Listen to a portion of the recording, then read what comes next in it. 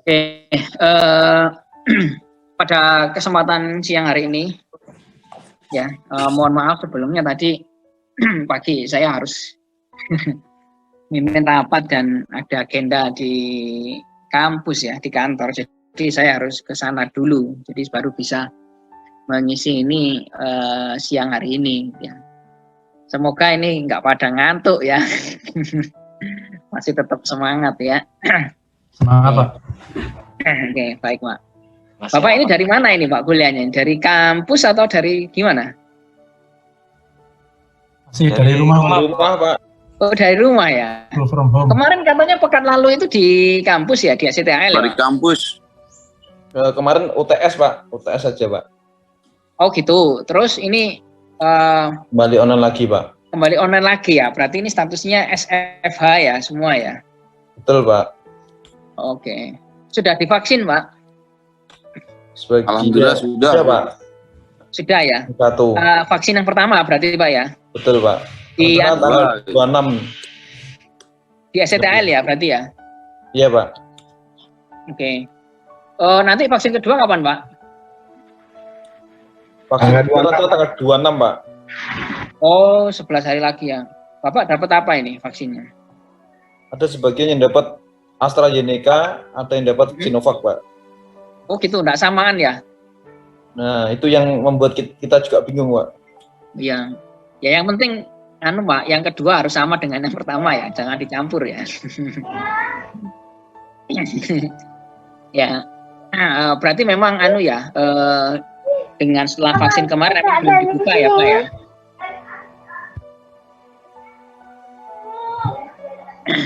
Rencana kuliah lagi offline terus kapan Pak? Belum tahu informasinya. Belum ada info Pak. Belum ada info ya. Ya.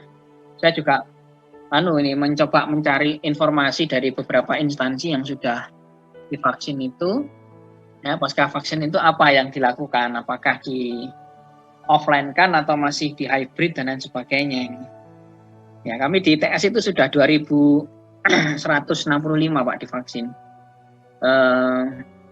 Sekitar kurang lebih 100 itu sudah yang kedua, kemudian yang 500 berikutnya ini kita akan vaksin di pekan ini sama pekan depan. Jadi masih belum 2 kali ya, mayoritas masih belum 2 kali. Nah ini kami juga ingin tahu dari unit atau instansi lain itu gimana ininya, pendekatannya ya setelah vaksin 2 kali itu mau dibuat online, tetap online atau dibuat hybrid atau sudah full. Ya. Kalau yang Bapak yang di sana di kampus STL itu yang pimpinannya, perwiranya yang pejabatnya itu gimana? Masuk terus apa gimana, Pak?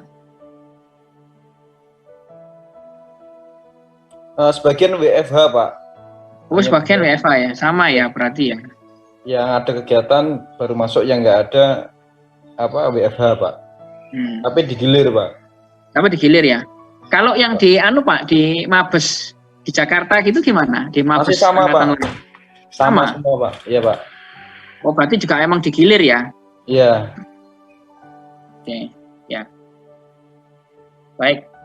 Oke, kita lanjut langsung ke kuliah aja Pak ya, biar nanti nggak keburu adzan maghrib nanti ini. Oke, saya share dulu ya. Jadi Bapak kita menyimpulkan bahwa kesimpulannya adalah penyebab kecelakaan atau accident itu disebabkan oleh adanya human error. Nah, nanti kita akan lihat ya bahwa human error ini adalah suatu hal yang banyak terjadi di sekitar kita, baik dalam kehidupan kita sehari-hari maupun dalam lingkungan pekerjaan yang notabene berhubungan dengan satu iklim ya atau environment yang sangat kompleks. Ya. Nah, human error sendiri itu ada pada kategori kedua di dalam pembahasan kita ini. Ya, yaitu di dalam kategori human software interface technology. Ya. Jadi kalau kita bicara tentang human software interface technology itu, kita tentu masih ingat bahwa ini termasuk pada sebuah ranah disiplin human factors yang menggambarkan hubungan manusia dengan lingkungan lingkungan software begitu ya. Ya, atau dalam bahasa mudahnya karena pada prakteknya tidak semua berhubungan dengan software, tapi menggambarkan hubungan manusia dengan aspek behavioral atau aspek kognitif. Nah, beberapa contoh yang kita sering lihat di dalam kategori ini adalah kita mengukur mental manusia ketika melakukan suatu pekerjaan. Ya, kita dalam melakukan pekerjaan itu kan kadang-kala merasa beban mental kita cukup besar, gitu ya, melakukan pekerjaan atau perintah yang diberikan oleh atasan, gitu ya. Itu masuk ke dalam kategori ini. Kemudian juga kalau kita bicara tentang kecepatan respon di dalam kita memahami, misalnya adalah maksud dari sebuah perintah, begitu ya, maka juga termasuk kategori human software interface technology. Sehingga kita mendengarkan perintah atasan itu, bagaimana reaksi kita, ya, reaksi cepat kita itu juga berhubungan dengan human software interface, walaupun perintah atasan itu tidak disampaikan melalui sebuah software, gitu ya, tapi langsung disampaikan secara verbal kepada kita, gitu ya, ya, maka itu juga termasuk kategori human software interface technology. Ketika kita bicara tentang tingkat stres seseorang, begitu ya, atas pekerjaan suatu yang cukup berat, ya, kemudian terkait dengan perilakunya dia di dalam melaksanakan tugas, ya, dan lain sebagainya, maupun memori, itu sesungguhnya termasuk kategori human software interface technology. Nah, pembahasan kita hari ini kita fokuskan kepada salah satu bentuk dari hubungan manusia dalam aspek behavioral atau kognitif, yaitu terkait dengan kesalahan, ya, yang sering dilakukan oleh manusia ketika dia melakukan pekerjaan, gitu ya. Ya. Nah, kita lihat di sini, ya, ada sebuah ilustrasi yang memang cukup sering kita gunakan untuk menggambarkan kondisi human error, begitu ya. Nah, kita lihat di sini ada satu ilustrasi, ya, kalau Anda pernah mendengar adanya kecelakaan pesawat, ya, waktu itu adalah tahun 2007, ya, di bulan Januari, ya, ini mungkin masih kita ingat, ya, bahwa kecelakaan pesawat Adam Air, ya, yang terjadi di atas perairan di ini, ya, antara Surabaya ke Manado, ya, itu pernah dinyatakan hilang kontak, begitu ya, dalam perjalanannya. Ya, kemudian kotak hitam ini ditemukan, ya, setelah beberapa saat kemudian, ya, setelah beberapa bulan kemudian, gitu ya, di kedalaman 2000 meter, begitu ya. Nah, rupanya dari hasil investigasi yang dilakukan oleh KNKT, yang kita ketahui bahwa sejumlah 100 orang buah hilang dan dianggap meninggal itu, penyebab kecelakaan itu adalah karena adanya beberapa list, ya, seperti yang Anda bisa baca di sini, yaitu karena kecelakaan itu karena ada faktor cuaca buruk, kemudian juga ada faktor kerusakan alat bantu navigasi, begitu ya, dan juga ada faktor kegagalan pilot di dalam menghadapi situasi darurat. Ya, begitu pula juga kalau kita beberapa saat yang lalu, gitu ya, kita mendengar ada kecelakaan yang terakhir itu pesawat Sriwijaya, ya. Nah, itu juga ya, mungkin, ya, hasilnya memang mungkin belum kita dengarkan, ya, tapi kadangkala hasil-hasil investigasi itu juga ada beberapa poin yang mengatakan kesimpulannya adalah adanya kegagalan kinerja, begitu ya. Ya, ini tidak hanya terjadi pada penerbangan, ya, tapi juga sarana transportasi yang lain, baik itu kapal, gitu ya, ataupun juga sarana transportasi yang biasa kita gunakan, apakah itu mobil maupun sepeda motor, gitu ya.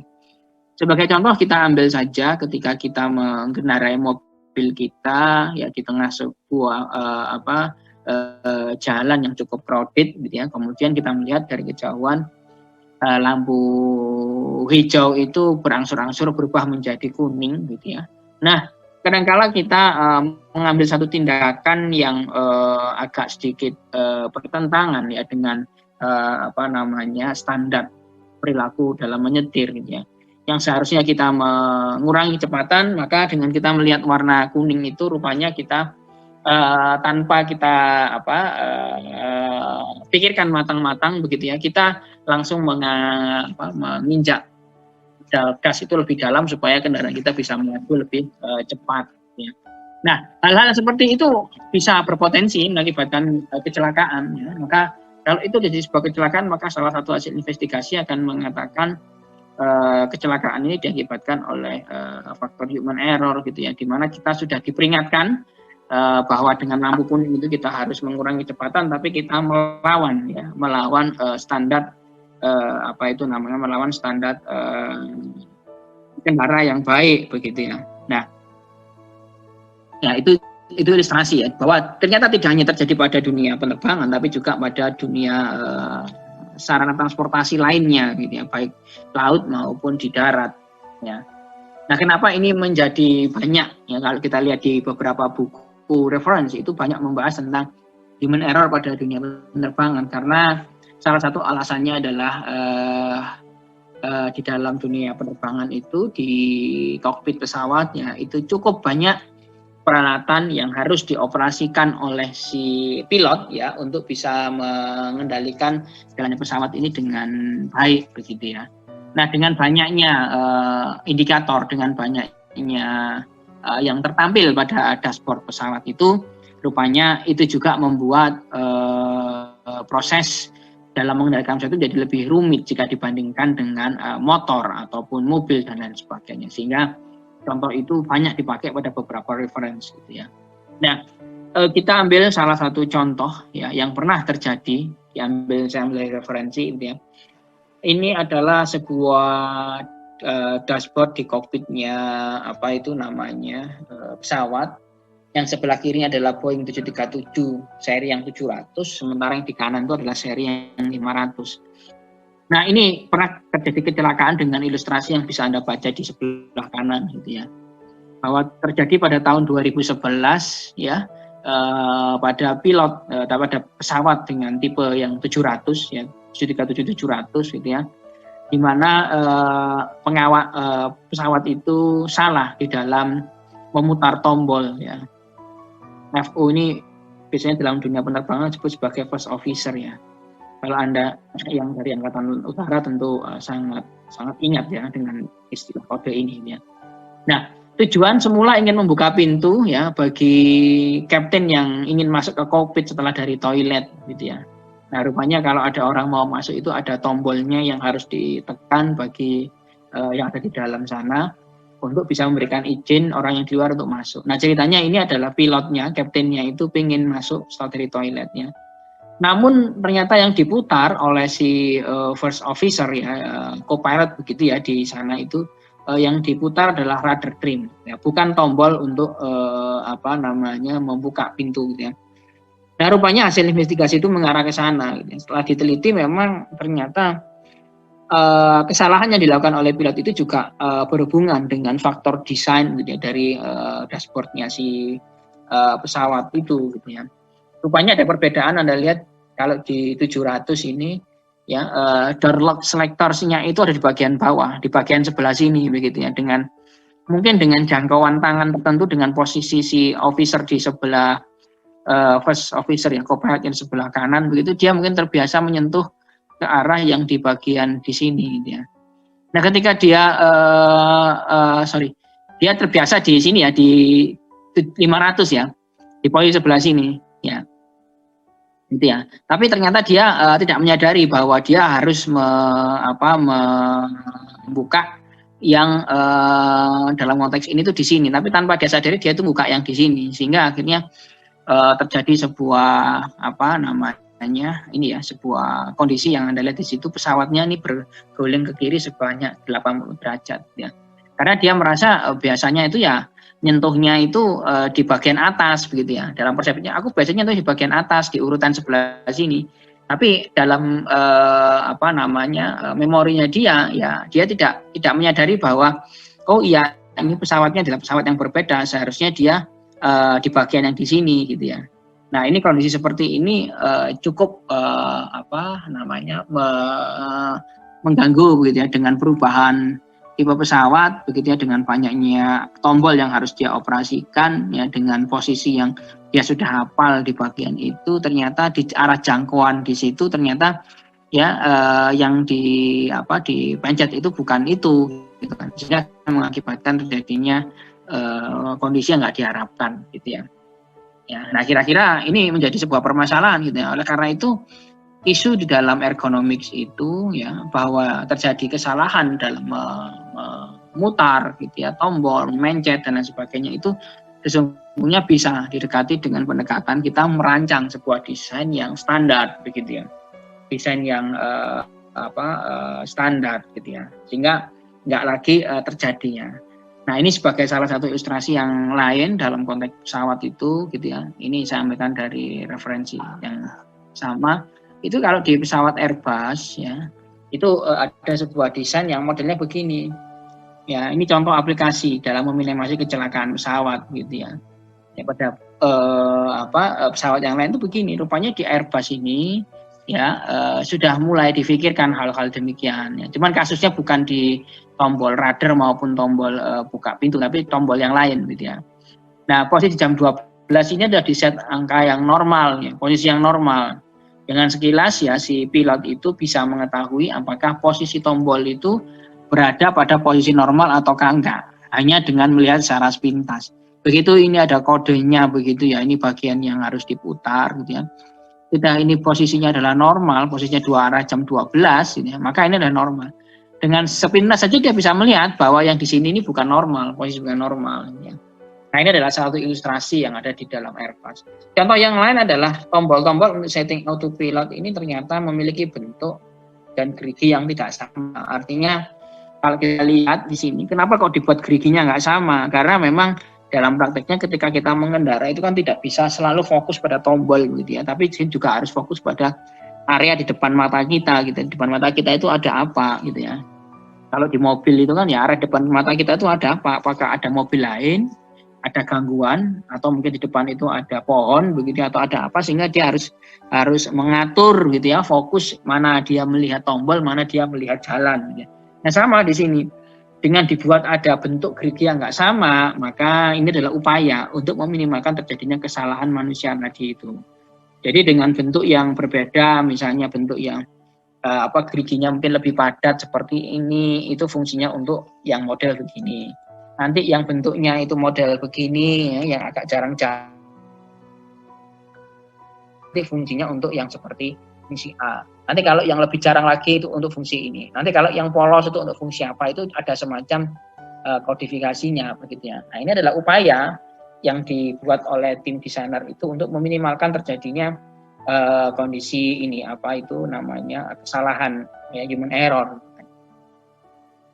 Nah, kalau kita lihat ya dalam beberapa histori yang sudah ada, kita ambilkan bahwa dalam statistik itu disebutkan tahun 2007 ICAO pernah merilis data bahwa 80-90% kecelakaan itu karena adanya faktor kesalahan manusia.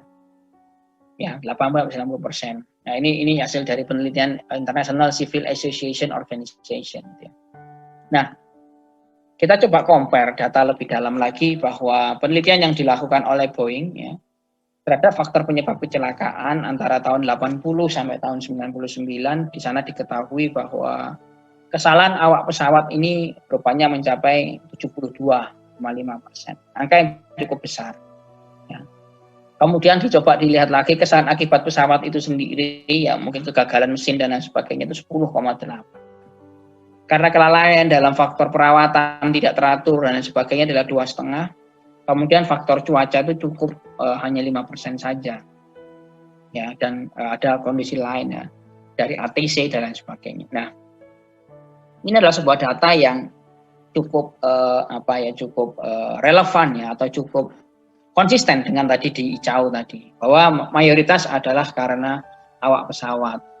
Nah, sekarang kita lihat, rupanya upaya yang sudah dilakukan itu adalah kecelakaan pesawat seringkali diturunkan dengan pendekatan teknologi dan regulasi. Artinya teknologi dibuat semakin canggih supaya minimal jenis kecelakaan, regulasi dibuat dengan semakin ketat supaya lebih berhati-hati begitu ya.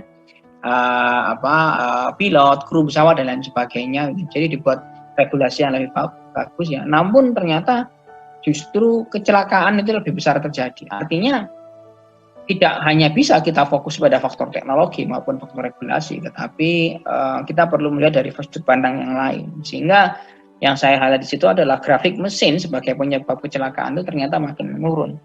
Dan ya dampak lainnya, kondisi lainnya adalah grafik manusia sebagai penyebab kecelakaan itu justru cenderung naik ya di era-era 80 sampai 99 itu. Ya, jadi ada tren meningkat pada kecelakaan karena akibat pekerjanya ya atau awak pesawatnya. Nah, sehingga kita perlu menggunakan pendekatan human error, gitu, human factors di dalam mengidentifikasi terjadinya human error. Nah, kita coba lihat dari data yang lain ya. Ternyata juga ada expert yang pernah menulis hasil risetnya begitu ya, bahwa ternyata dokter dan pemilik senjata itu ternyata memiliki tingkat bahaya yang berbeda. Ya. Ternyata kita bisa lihat bahwa 700.000 dokter di Amerika ya itu melakukan mungkin saya sebut sebagai kondisi praktek, sehingga ya setahun itu bisa membunuh ya kira-kira begitu antara 44.000 sampai 98.000. Nah, rupanya kalau kita coba compare dengan data pemilik senapan sebanyak 80 juta, ya ternyata para pemilik senapan itu membunuh 1.500 orang ya, lebih 1.500 orang karena kelalaiannya dia. Sehingga dalam hal ini kita bisa melihat dengan menggunakan perbandingan gitu ya, ternyata dokter itu 7.500 kali ya lebih besar gitu ya peluangnya untuk dia melakukan kesalahan ya dengan senjata yang dia miliki. Ini ada di dalam bukunya Decker ya, tahun 2007, bahwa ternyata si dokter itu jauh lebih berbahaya daripada pemilik senapan ya, karena 7.500 kali itu lebih berbahaya daripada si pemilik senapan dalam melakukan kesalahan gitu ya. Yang satunya kesalahannya karena tidak piawai menggunakan senjata, satunya mungkin kesalahannya karena salah dalam mendiagnosa. Kira-kira begitu. Nah, cara definisi apa sih sebetulnya human error itu? Ya. Human error itu adalah satu keputusan atau tindakan yang mengurangi atau berpotensi untuk mengurangi efektivitas, keamanan atau performanya sebuah sistem. Ya. Jadi yang namanya human error itu adalah satu keputusan atau satu tindakan yang dia itu pada prinsipnya punya potensi untuk mengurangi keamanan dari sebuah sistem, mengurangi performansi dari sebuah sistem. Ini pendapat dari McCormick and Sanders. Kemudian juga ada expert lain mengatakan bahwa human error itu adalah suatu penyimpangan dari satu performansi standar yang telah ditentukan sebelumnya.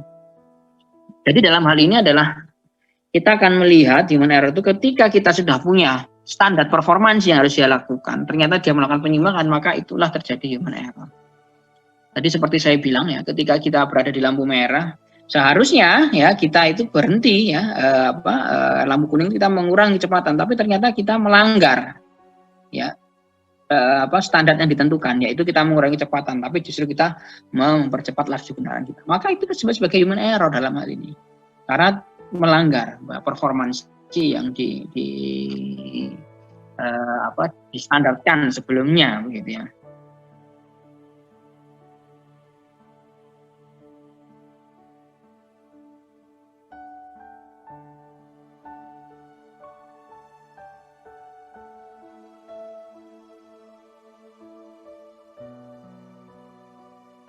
Ya.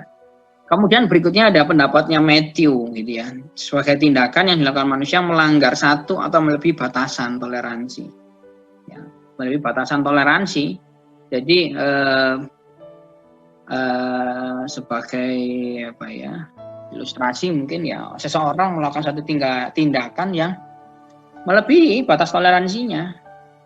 Jadi misalnya adalah kita berkendara, batas toleransi berkendara yang diizinkan untuk berada di wilayah kampus itu anggaplah 25 km per jam, tetapi kita menggunakan kendaraan kita lebih dari 50 km per jam, gitu ya.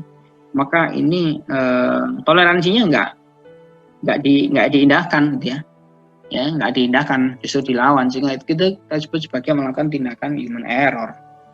Nah, pertanyaannya sekarang, ya, bagaimana sih sebuah sistem itu bisa gagal, gitu ya.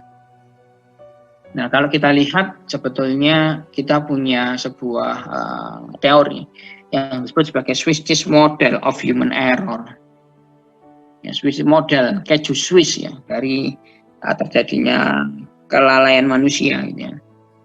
Bahwa ternyata kalau kita gali, gitu ya, mungkin kita akan bisa melihat bahwa human error itu tidak semata terjadi karena orang itu berbuat salah, tetapi ada variabel-variabel lain yang membuat orang itu mungkin melakukan kesalahan. Ya, Swiss cheese model ini menggambarkan itu. Ada suatu kecelakaan, ya, terjadinya kecelakaan itu karena ada active failure. Biasanya terjadi karena unsafe action. Kita melakukan tindakan yang tidak seyogyanya ada. Misal kenapa perusahaan kita meledak, ya, misalnya, maka active failure-nya adalah mungkin pada saat kita mengoperasikan alat yang berbahaya yang mengandung bahan minyak, begitu ya, bahan bakar minyak, gitu ya, kita sambil merokok, gitu. Maka active failure-nya kita adalah kita mengoperasikan alat sambil merokok, ya, padahal alat itu sangat berbahaya. Maka itu disebut sebagai unsafe action. Nah, pertanyaannya, tindakan kita merokok pada saat menggunakan alat itu, apakah itu dibenarkan? Kita coba cari di belakang. Jadi latent failure-nya apa? Ada ternyata disebut sebagai precondition for unsafe action. Kenapa orang itu, anak-anak itu bisa melakukan begitu?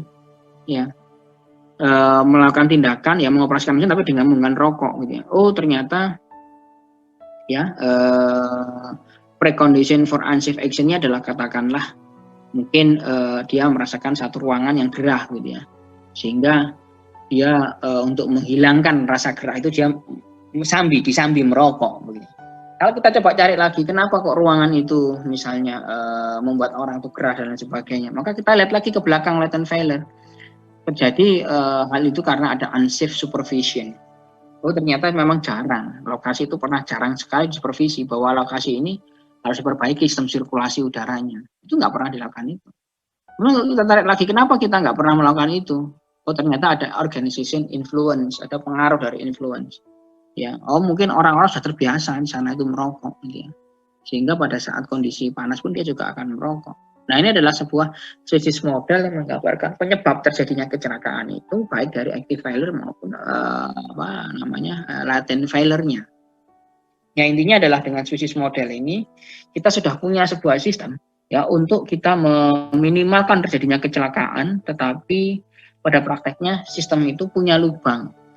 Ya, seperti halnya sebuah keju Swiss itu dia punya lubang. Artinya lubang-lubang itulah yang potensi ditembus sehingga terjadi kecelakaan. Kira-kira demikian gambaran dari sebuah Swiss cheese model. Ya.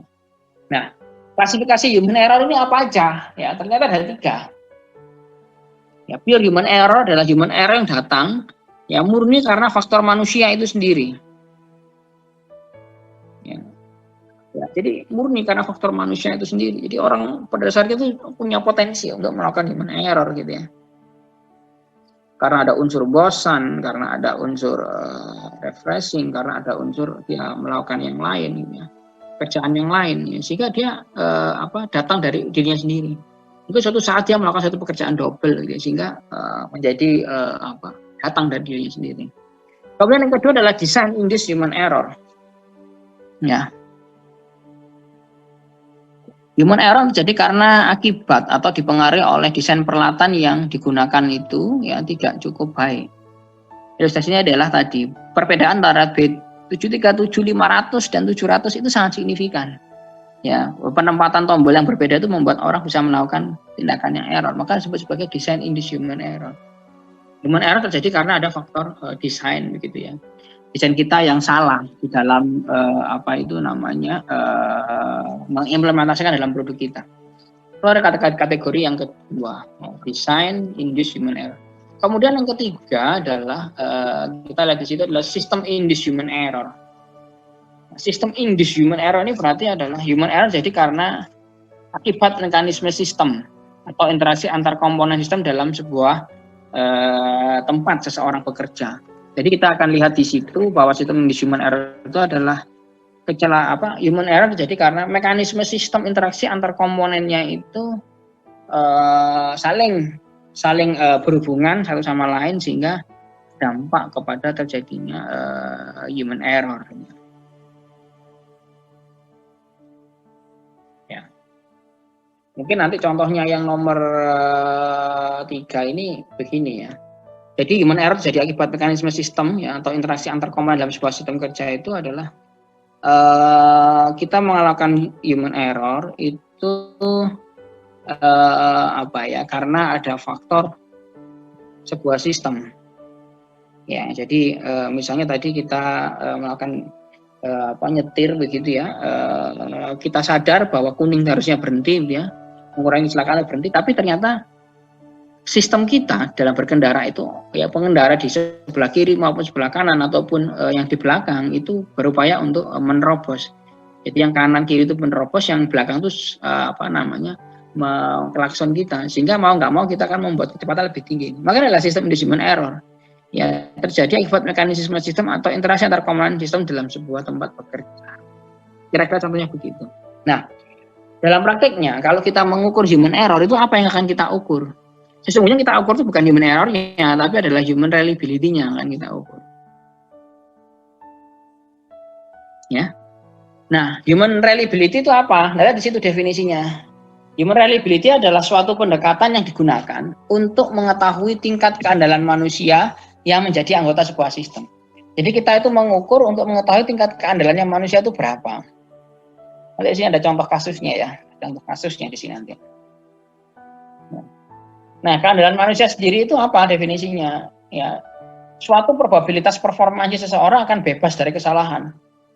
Ya, ketika orang itu memiliki probabilitas untuk melakukan tindakan yang tidak tepat itu 25%, maka keandalan manusianya adalah ya lawannya, jadi 15% gitu ya. Atau menurut yang lain adalah sebagai probabilitas suatu aktivitas yang dilakukan manusia berhasil ya, sesuai dengan tujuannya dalam suatu sistem operasi pada periode waktu yang ditentukan. Jadi kalau definisi yang kedua ini adalah probabilitas suatu aktivitas dikatakan berhasil, ya, dengan tujuannya dalam satu sistem operasi tertentu. Ya, nah ini kita boleh pakai pendekatan yang kiri atau pendekatan yang kanan. Ya. Tapi intinya adalah tujuan dari HRA ini adalah ingin mengidentifikasi area dengan resiko tinggi. Ya, mengukur keseluruhan resiko dengan mengidentifikasi di mana dan bagaimana perbaikan yang seharusnya ada itu dibuat untuk sistem tersebut. Ini kita evaluasi dulu HRA-nya, kandanya berapa sih? Ya prinsipnya Anda mau ngitung errornya atau probabilitas reliability-nya manusia ini sama-sama betulnya, karena emang pendekatannya teorinya adalah bisa diukur dengan human error rate gitu ya. Bisa juga diukur dengan nilai human reliability assessment. Karena pada prinsipnya ya probabilitas orang itu melakukan tindakan yang benar itu 100%. Kalau kita tahu berapa nilai potensi dia melakukan kesalahan, katakanlah 5%, maka human reliability assessment-nya adalah 100 ya, atau 1 dikurangi dengan 5%, maka sama dengan 75%. Ya 100 kurangi 25 ya sebenarnya 75% ya. Kalau probabilitas kita melakukan salah itu 5%, berarti human reliability-nya kita adalah 95%. Kira-kira begitu aja. Tapi emang biasanya ya kita lebih menggunakan rumus berapa nilai keandalan manusianya. Gitu HRA-nya. Nah, metode dalam menghitung HRA ada beberapa, ada Hertz, ya, ada Sparha, ada Thorpe, ada Krim, ada Atheana. Ya, yang akan kita bahas saat ini adalah metode Hertz. Ya, metode Hertz itu adalah singkatan ya dari Human Error Assessment and Reduction Technique. Ya.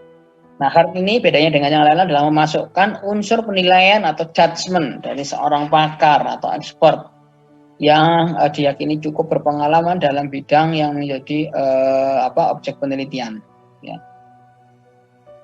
Jadi memang kalau Hertz itu ada asumsinya, ada asumsi dari seorang expert gitu ya. Nah, tahapannya gimana herd ini? Nah, kita lihat nih tahapannya. Ya, yang pertama adalah mengklasifikasikan jenis tas. Yang kedua adalah menentukan nilai nilai ketidakandalannya. Kemudian menentukan nilai EPC-nya. Ya, EPC adalah error producing condition ya, atau kondisi yang menimbulkan kesalahan. Kemudian yang keempat adalah menentukan asumsi proporsi kesalahan, ya, menentukan tadi kualitatifnya. Ya. Kemudian yang kelima adalah menentukan human error probability-nya. Ya. Nah, kita dalam menggunakan herd itu ada beberapa yang perlu kita perhatikan. Ya. Step 1 tadi adalah mengklasifikasikan jenis tas. Mengklasifikasikan jenis tas itu nggak usah khawatir ya, ada tabel standarnya. Ya. Jadi Anda bisa menggunakan tabel standar ini untuk melihat jenis tas yang ada di depan mata kita itu masuk kategori apa. Kalau nanti masuk kategori A, masuk kategori B, nanti pendekatan berikutnya ini akan berbeda. Pendekatan berikutnya berbeda. Ya. Nah, dan kita lihat ya, pendekatan berbeda itu nanti A, B, ya, dan seterusnya itu adalah rumusnya berbeda. Nah, kemudian yang kedua adalah menentukan nilai ketidakandalan tas. Ya. Anda tentu masih ingat ya bahwa antropometri itu memiliki nilai ada rentang gitu ya. Di sini pun juga demikian. Dia punya nilai rentang. Untuk kategori pekerjaan A, yaitu tidak terbiasa sama sekali, ya, maka rentangnya adalah 0,35 sampai 0,97. Rentang ketidakandalan manusianya. Maka di dalam referensi ini ya, itu diambil nilai tengahnya yaitu adalah 0,55. Kita mungkin tidak perlu menggunakan persentilnya 0,97 atau 0,3, tapi kita pakai yang tengah. Maka di sini bisa kita lihat nilai tengahnya adalah nilai ketidakandalan manusianya adalah 0,55. Kira-kira begitu. Ini tahap nomor 2. Tahap nomor 3 adalah identifikasi kondisi yang menimbulkan kesalahan atau EPC, error producing condition. Jadi EPC itu adalah singkatan dari error producing condition. Nah, ini ada banyak ya, potensi kondisi berakibat pada jadinya kecelakaan itu ada banyak. Ya. Ada 1, 2, 3, 4 sampai 10 ya. Kemudian nanti di situ juga ada faktor pengalinya ya. Ini X5, X4-nya ada faktor pengalinya. Ya, dan sini ada sampai 31 ya. Ya, dan jangan khawatir, mungkin Anda ada yang menemukan tidak ada ya dalam menghitung ini gitu ya. Nah, itu nanti masuk ya kategori yang nomor 33. Jadi kalau ini ada satu EPC yang tidak kita kenali dalam kasus yang kita kerjakan sekarang gitu ya, maka nanti dimasukkan dalam EPC nomor 33 dengan bobot skornya adalah dikali dengan 1 ya. Kemudian yang keempat adalah menentukan APOA. Menentukan APOA tadi adalah assess proportion of effect, APOA, assess proportion of effect ya. Tentukan ya tentukan APOA ini bisa juga dengan justifikasi si expertnya yang kita tanyain ya mungkin supervisornya atau manajernya ya, gimana orang yang kita evaluasi itu melakukan kesalahan itu dia bekerja. Kemudian yang kelima adalah menentukan nilai HEP. Nah, ketika menentukan nilai HEP itu nanti rumusnya ada 2. Kalau tipe pekerjaan kita A sampai C, itu yang ada di sini tadi. Yang ini A sampai C. D sampai M ini berbeda rumusnya. Kalau A sampai C itu rumusnya begini. Tapi kalau D, H sampai M itu ada rumusnya begini. Jadi terakhir ya setelah kita lakukan perhitungan F min dengan I, min dengan 1, F itu adalah total effect dikurangi dengan 1 gitu ya. Maka nanti yang D, H sampai M itu dikasih tambah 1 rumusnya. Sehingga bedanya di situ. Ya.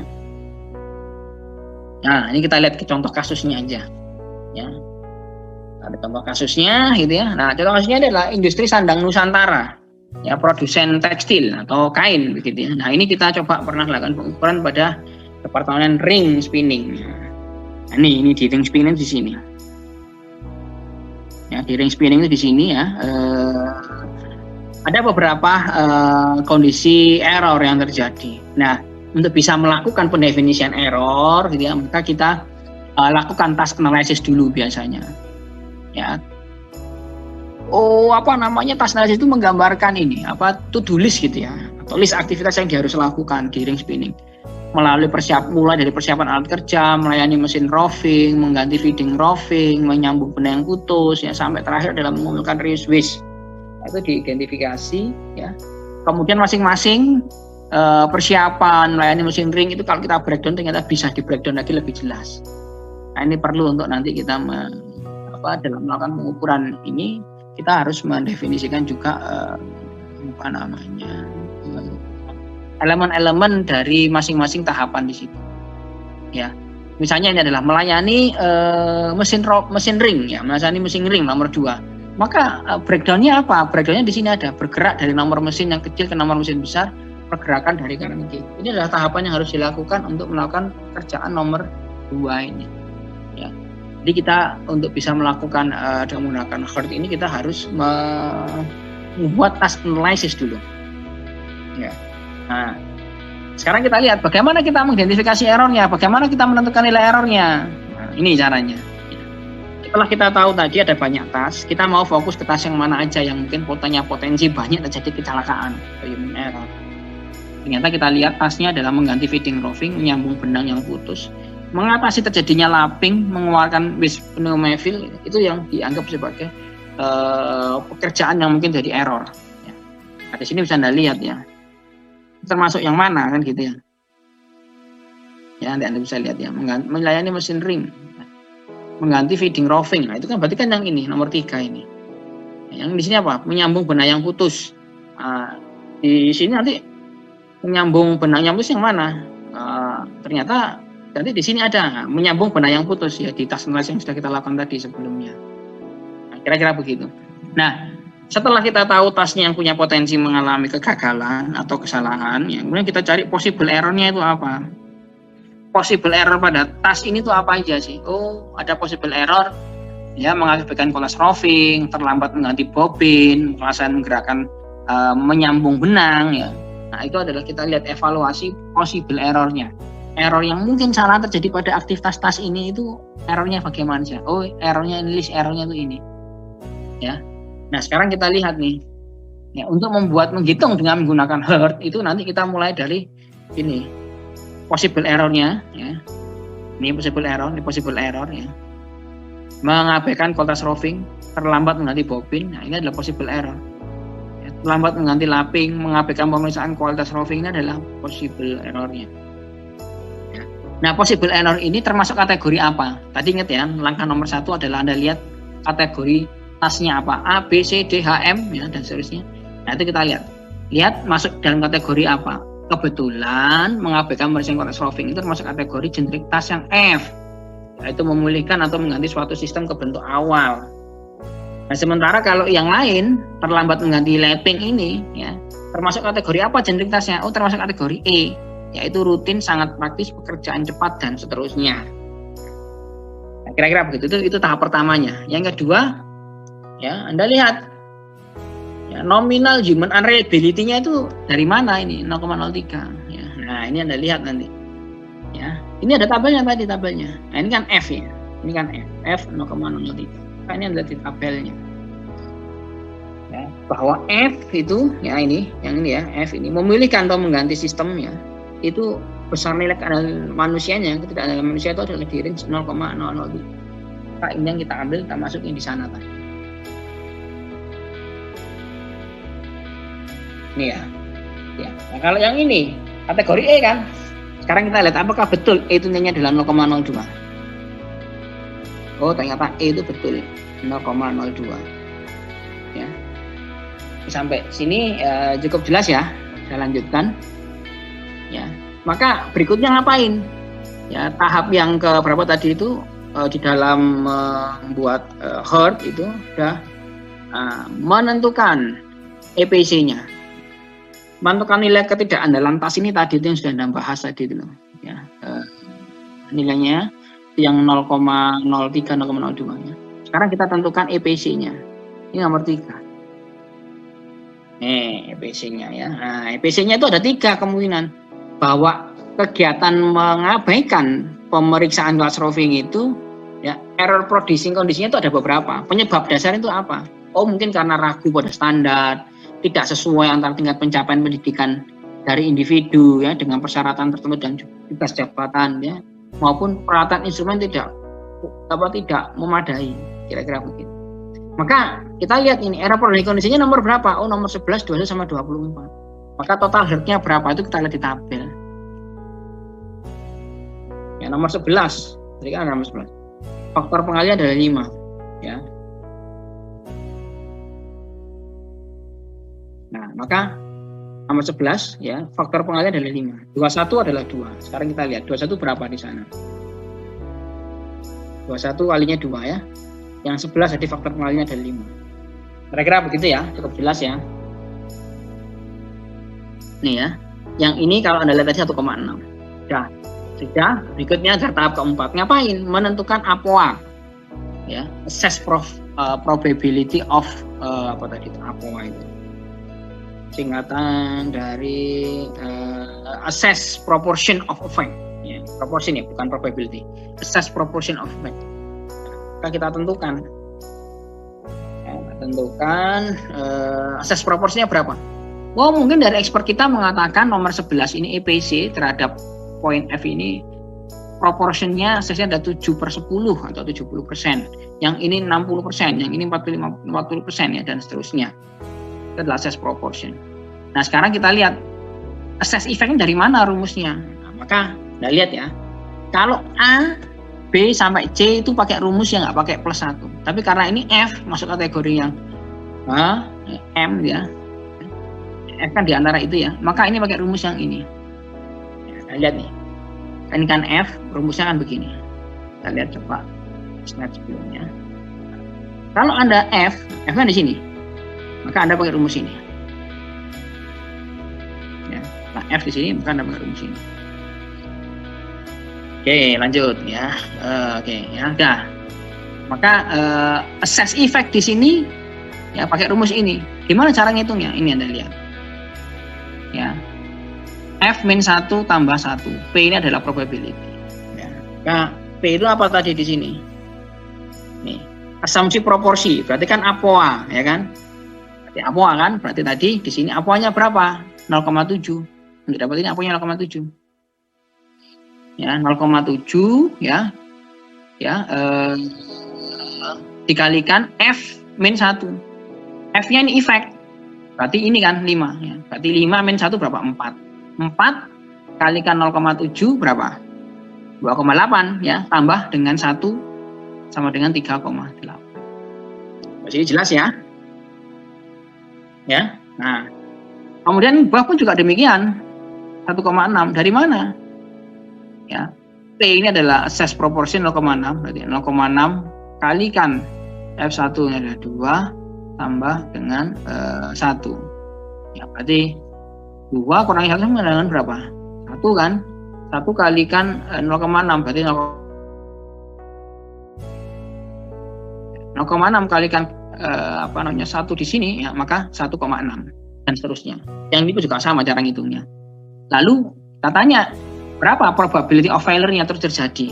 Oh, rupanya ya ketika melakukan error mengabaikan pemeriksaan kualitas roving ya, itu nilainya adalah 0,023. Dari mana ini kita bisa tahu? Dari ini dikalikan dengan ini, kalikan dengan ini, kalikan dengan ini. Ya, kira-kira demikian. Jadi kita bisa tahu 0,03. Nah ini loh, ini kan ada R-nya. Nah ini adalah hasil akhirnya. Ya, probability EP ya terlambat mendekati probability of failure itu dapat dari rumus ini. Kita lihat posisinya sudah betul atau enggak, kemudian kita kalikan nilainya, jadinya adalah 0,023. Nah ini adalah satu untuk menghitung pemeriksaan kualitas roving ya. Nah kegiatannya kan banyak tuh. Selain melakukan pemeriksaan kualitas roving, possible error masih ada ini, terlambat mengganti bobin. Nah ini juga bisa Anda hitung juga, caranya sama logikanya gitu ya. Nah ini berikutnya sama ya, tinggal lanjutannya itu tadi. Nah terakhir nanti kita bisa rumuskan tabulasi begitu ya. Kegagalan tugasnya itu apa aja? Oh, terjadi kegagalan mengabaikan pemeriksaan kualitas roving, terjadi kegagalan ketika mengganti laving, terlambat menyambung bangunan dan sebagainya. Kita sudah tahu nih nilai probabilitasnya. Maka kalau kita ditanya berapa nilai probabilitas sistemnya, maka nanti rumusnya di sini nih ditanya. Dan kita harus paham dengan susunan mesin kita. Contoh, tas kita tadi, kita kembalikan ke sini ya. Nah, tas kita tadi adalah mengganti feeding roving. Kita mau nih mengganti feeding roving. Ya, maka mengganti feeding roving itu, ya, nah ini nanti feeding roving, perhatikan di sini nih ya. Nah, nanti feeding roving di nomor 1 itu, ini kok belakang sih.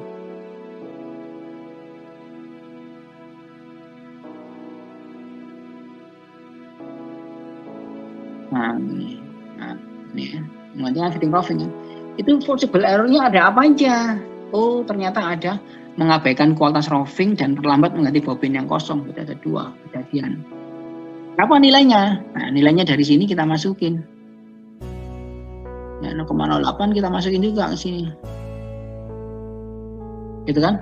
Nah, maka berapa probabilitas failure keseluruhannya? Maka tinggal kita jumlah 2 ini. Jadinya adalah ini. Ya. Lalu berapa nilai keandalannya atau R? Maka ya nilainya adalah 1 dikurangi dengan nilai ini. 0,100. Ya. Kira-kira begitu. Nah, berapa yang andal, yang reliable? Ya, maka 1 dikurangi ini sama dengan 0,899. Nah, ini adalah posisi pada mengganti feeding roving itu gagal, tidak mengalami kesalahan itu berapa? Ini probabilitasnya. Jadi kalau ditanya berapa probabilitasnya dia melakukan kegagalan, maka nilainya ini. Gitu ya. Nah, ini baru 1 tas. Padahal di dalam pabrik kita itu tasnya ada banyak. Dalam spinning ring spinning itu ada tas A, ada tas B, ada tas C, ada tas C, D, E. Gitu kan? Maka berapa sih keandalan sistem kita itu sehubungan dengan adanya kegagalan pada feeding roving, kegagalan pada menyambung benang putus, kegagalan pada lapping ya dan seterusnya. Maka ini bisa kita hitung dari mana nilai ini? Nilai ini diperoleh dari ini ya, ini semua dikalikan, ya, kira-kira begitu. Jadinya adalah ini. Ya, kenapa ini dikalikan? Karena hubungannya adalah ya ini ya atau ya mungkin kegagalan terjadi karena ini, mungkin jadi karena yang ini, mungkin kegagalan terjadi karena bagian yang ini dan seterusnya. Nah, kira-kira begitu. Nah, di dalam kita mengerjakan pakai Hort itu gampang, nggak sulit. Cuma yang sulit adalah kita memahami kapan kita menggunakan rumus perkalian, kapan kita menggunakan rumus penjumlahan. Nah, ini kan perkalian penjumlahan gini, yang ini dijumlahkan. Nanti ketika kita menghitung ini dikalikan. Nah, ini berhubungan dengan pelajaran statistik, gitu ya. Kalau atau hubungannya atau maka dijumlah, kalau hubungannya dan maka dikali. Kan gitu ya. Oke, sampai sini ada pertanyaan nggak terkait dengan error ini? Silakan, mungkin kalau ada pertanyaan. Untuk perhitungan. Ya, silakan, Pak. Hasil perhitungannya nanti pakai tetap desimal atau pakai persen, Pak? Oh, biasanya boleh desimal, persen sama aja, Pak. Kalau ini kan ya 50% ya. 50%, 50,14% ya. Sama aja. Pakai persen boleh, pakai gini boleh. Intinya adalah maksimal keandalan sebuah sistem itu sama dengan 1 maksimal. Tidak boleh lebih dari 1. Ya. Boleh Pak, mau pakai persen boleh, pakai desimal boleh, silakan bebas. Oke, ada lagi Pak? Izin Pak, bentanya. Silakan. Tadi yang sebelumnya itu kalau kita lihat nilai-nilainya kan sudah ada dari tabel semua Pak. Ya itu, betul.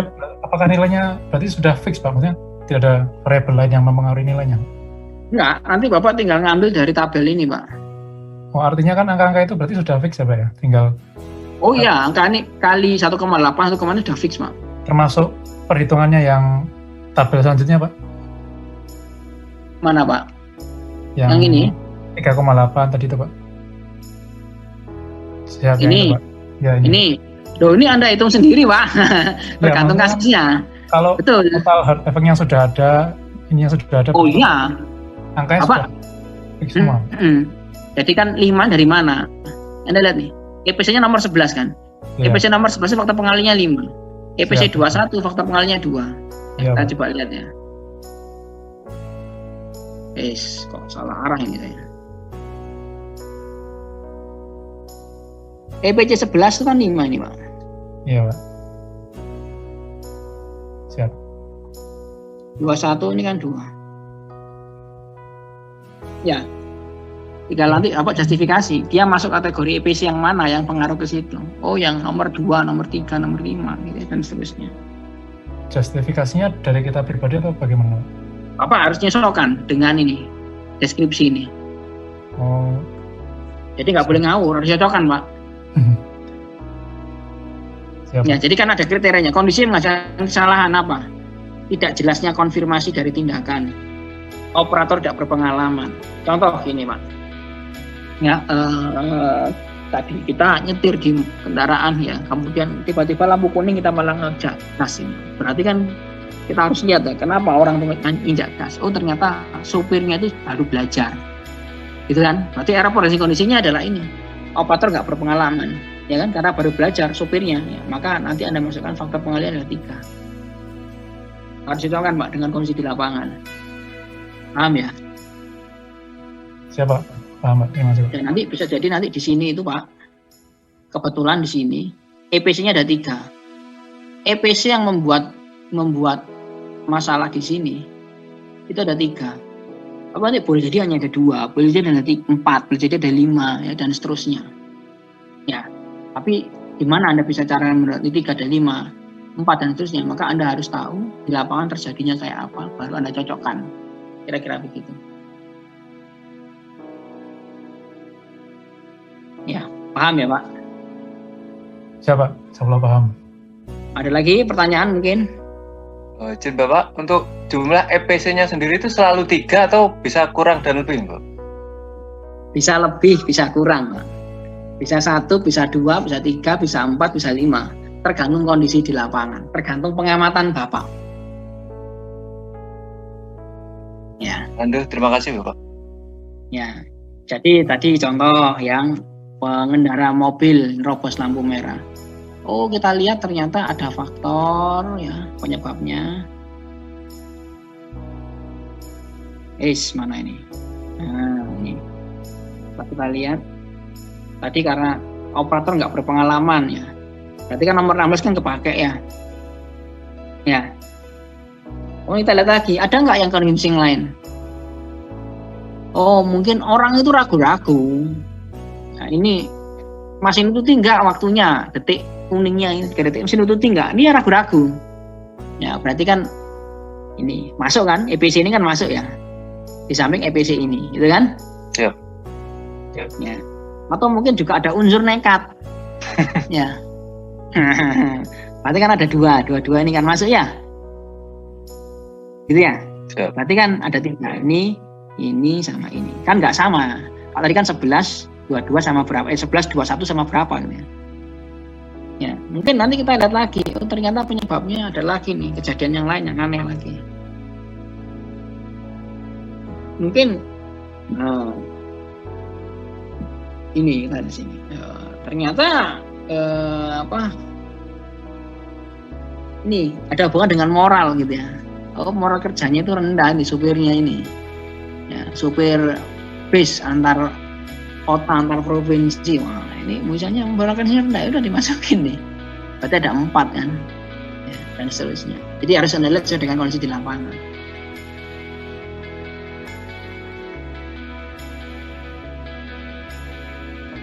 Gitu ya. Ada lagi Pak, mungkin pertanyaan Pak. Siap, mohon izin Bapak, izin bertanya. Ya, silakan Pak. Di slide di Human Error Assessment and Reduction Technique itu di bawah nilainya itu ada rentang, itu rentang untuk apa Bapak? Rentang, bentar Pak. Yang di poin A Bapak. Ini ya. Siap. Nah, ini itu Pak, sebetulnya adalah seperti di mana di antrometrik itu loh Pak. Bapak kan antrometrik kan pakai ini ya, kurva normal gini Pak ya. Siap. Ingat ya. Nah, ini sama Pak. Yang ini itu persentil yang 5, yang ini persentil yang 1. Nah ini yang atas ini adalah persentil 50%. Paham ya Pak? Siap. Jadi ini adalah persentil sebetulnya. Ya. Bapak, terima kasih.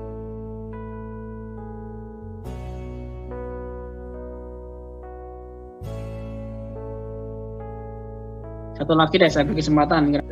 Nah, kita akhir dulu ya. Ini tadi mata saya tuh pedes banget ini Pak. Nggak tahu nih, di depan laptop terus ya. Ini main rapat dari depan laptop Pak. Pedes banget ini tadi. Oke, kalau nggak ada lagi pertanyaan kita akhiri dulu ya. Ya. Insya Allah kita ketemu lagi pekan depan ya. Pada topik yang lain ya. Kalau nanti videonya tadi Anda lihat yang di human error ada 2 tadi ya. Baik yang bahasa Indonesia maupun yang bahasa Inggris, dan itu banyak penjelasan tentang apa sih human error, bentuk-bentuknya kayak apa ya. Nah, satu penutup baik dari saya ya. Ya. Setelah kita mempelajari bisa kita ukur. Ya.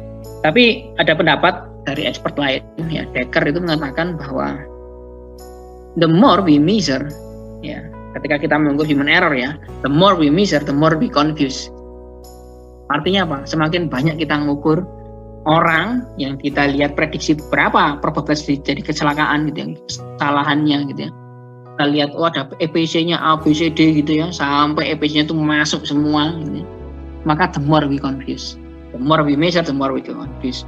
Semakin kita itu banyak mengukur EPC-nya, semakin jelimet tuh semakin kita akan bingung sendiri. Artinya human error perlu kita ukur untuk mengantisipasi terjadinya kesalahan, tetapi juga kita perlu aware bahwa semakin banyak kita ngukur, kita juga akan semakin bingung. Pusing. Intinya adalah sekali kita ukur, kita tahu nilainya begitu ya. Selama kita confident bahwa itu ukurannya adalah betul, kita teliti gitu ya. Go ahead aja, langsung kita terapkan di lapangan supaya tidak terjadi kecelakaan. Hasil pengukuran. Ya, jadi itu penutup dari saya. Ya, saya akhir dulu pertemuan kita hari ini. Assalamualaikum warahmatullahi wabarakatuh. Waalaikumsalam. Waalaikumsalam warahmatullahi wabarakatuh. Terima kasih Pak. Izin live Bapak.